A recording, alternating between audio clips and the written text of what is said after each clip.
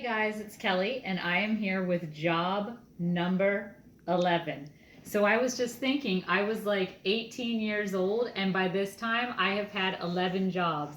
Who in the world is 18 and has already had 11 jobs? That's a little insane. So at this point in time in my life, I met this woman. Her name was Janet, and she said, "Oh, your family's a little bit crazy. You can come and live with my family."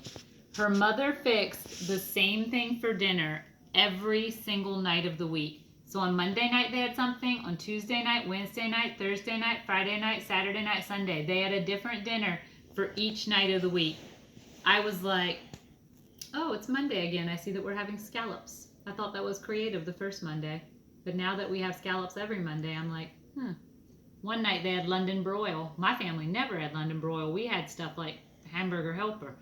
But like the second or third Tuesday, I'm just like, I cannot imagine cooking, having the same thing for dinner on the same night of the week, unless that thing is Reese's cup cereal. But since my health, I can't have that, so that sucks. I have to be a little more creative. So anyway, I was living with this family, and every night they would have their dinner, and then Janet and I would go upstairs, and then the mom would get really drunk and scream at the dad. And it was terrifying. And I thought, I had no idea this existed, but there's a crazier family out there than my family. I didn't know, but y'all, there was. And so the dad said because I didn't have a job, I could come and work with them at their dry cleaners. It's not there anymore, but it was then. And I was like, I don't really want to work at a dry cleaner. He said, you're staying here, you're going to work at the dry cleaner. So I went to the dry cleaner.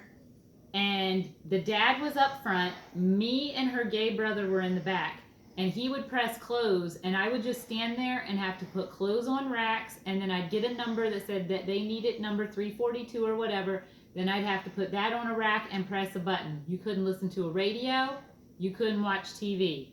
It was too boring. And I said, no, I don't have a lot of deal breakers, but boring is one of them. I cannot be bored. I cannot be bored. Like if I'm bored, that's a deal breaker. Don't want to marry a boring man. Don't want to have a boring job. Just can't do it. Don't want to have boring friends. So anyway, then I stayed there a little bit and I was like, I'm sorry, but I can't work here any longer. He said, why not? I said, because it's boring. And he said, well, then you can't live at my house. And then I thought about those dinners every night. And then I thought about the drunk mom. And I thought about all the other craziness. And I said, bye, Felicia. Just kidding. I said, well, that's okay. I'll just go back home. And so I just packed up all my stuff. And that girl stole all my photo albums. And I used to take so many pictures, but I just packed up all my stuff and I was out. And a lot of people are like, where are your pictures from high school? Well, that girl stole them. And so, but now 25 years later, does it really matter? But so anyway, yeah, that was my job 11. I just couldn't be bored. So there you go. There's the story of working at the dry cleaner. Thanks. Bye.